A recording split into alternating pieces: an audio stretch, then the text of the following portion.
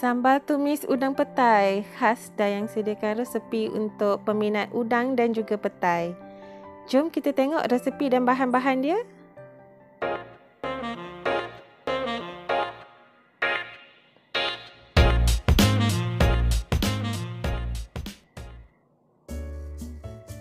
Okey, bolehlah salin ataupun screenshot. Ini dia bahan-bahan yang diperlukan untuk membuat sambal udang petai.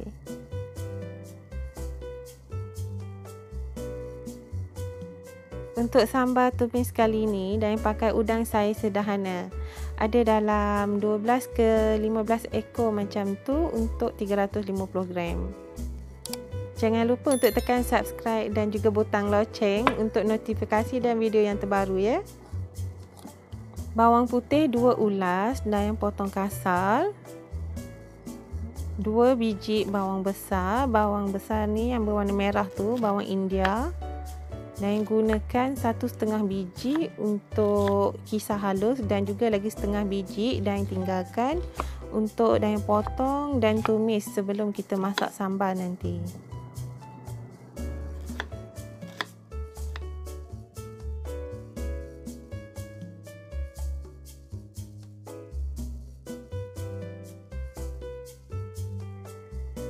Okey, yang ni setengah biji bawang besar dan potong untuk buat tumis.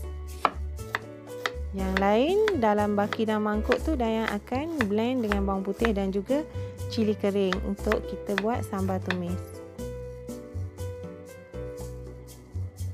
Okey, cili kering Dayang potong serong supaya biji cili tu senang keluar.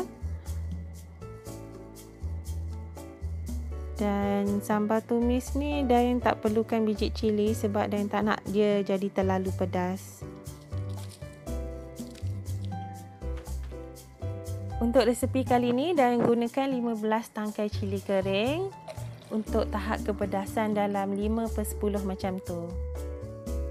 Kalau tak nak rebus cili macam ni pun boleh, masak air mendidih, lepas tu tuangkan dalam cili dan tutup sekejap biar cili tu lembut sikit. Tujuan kita rebus atau rendam cili dengan air panas ni adalah untuk memudahkan kerja-kerja kita nak mengisar cili tu, dan juga cili tu nanti bila kita tumis dia lebih halus dengan cepat sebab dia dah lembut bila kita masak dengan air panas. Okey, lepas tu bolehlah kita sediakan bahan kisaran. Masukkan bawang putih, bawang merah dan juga cili kering yang kita dah pun rebus, kemudian kita cuci dan toskan, buang biji semua. Ambil cili je. Lepas tu masukkan air sama paras dengan cili kering kita tadi. Okey, ini tips untuk cili tu mudah di blend dan cepat halus. Masukkan 1 hingga 2 sudu minyak masak ke dalam bahan kisaran kita ni.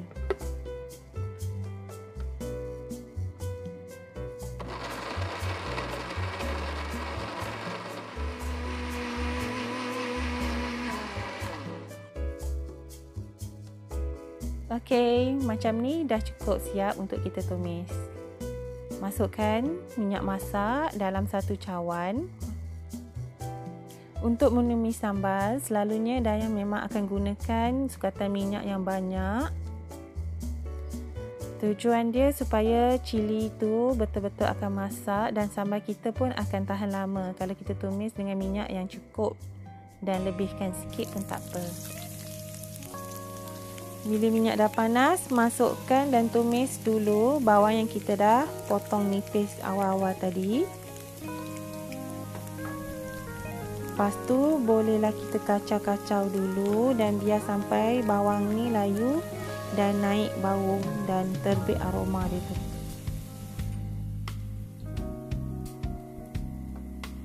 Okey, letak cili kisar semua.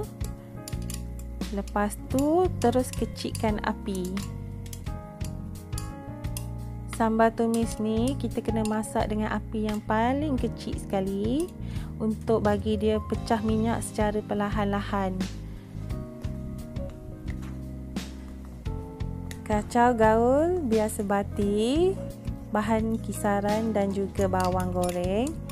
Lepas tu Dayang ada masukkan dalam setengah cawan air macam tu ke dalam blender dan kocak-kocak ambil air dia supaya tak membazir. Masukkan dalam kuali dan kacau lagi sekali. Kena rajin-rajin kacau ya kalau buat sambal. Kita takut hangus kat bawah periuk tu. Nanti sambal kita hangit tak sedap. Okey, bolehlah tutup sambal yang kita renih ni dengan tudung periuk supaya dapur kita tak berkecah. Sementara nak tunggu cili tu pecah minyak dan masak, Dayang potongkan sebiji bawang Holland. Bawang Holland ni Dayang suka masukkan di akhir sambal nanti dengan petai. Bawang Holland ni dia ada rasa yang manis dan juga crunchy. Jadi memang sesuai kalau nak dipadankan dengan apa saja jenis sambal tumis.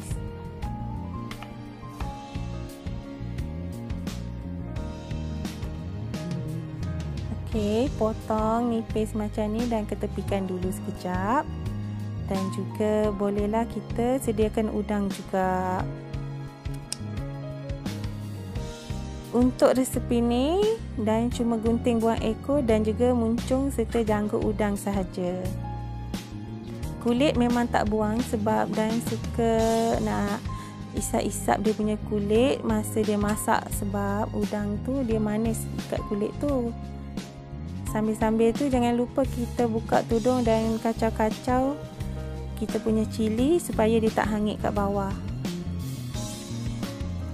Ya, jangan lupa tekan butang subscribe dan onkan bell kat tepi tu pada siapa yang belum subscribe ya.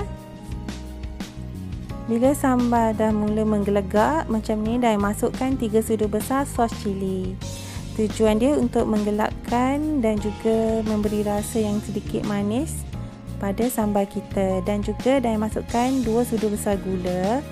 Gula juga untuk menjadikan warna sambal lebih cantik dan fungsi dia untuk membuatkan cili kita lebih mudah untuk masak dan garing.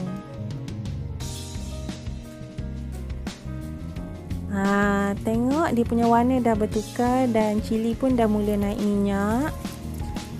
Okey, pecah minyak, bukan naik minyak naik minyak tu gajah kan. Okey, bila dah pecah minyak, ada satu lapisan minyak kat atas yang cantik macam tu. Bolehlah kita masukkan udang yang kita dah siang dan cuci. Air asam jawa dalam 1 sudu besar dan juga garam halus 1 sudu besar. Lepas tu kita kacau gaul sekejap dalam 5 minit. Barulah kita masukkan bawang Holland dan juga Dayang masukkan hero Dayang hari ni petai. Setengah mangkuk petai macam tu. Biar sekejap je, dalam seminit boleh tutup api. Okey. Udang ni cepat masak, jadi tak perlu biarkan lama-lama, takut hilang dia punya manis udang tu nanti. Okey, sambal udang petai pun dah siap dengan kuah dia yang pekat dan petai yang besar-besar macam ni. Memang tak toleh kiri kanan dah kalau makan ni. Bertambah-tambah nasi jadinya. Sekian saja, jangan lupa mencuba ya. Terima kasih. Jumpa lagi. Bye.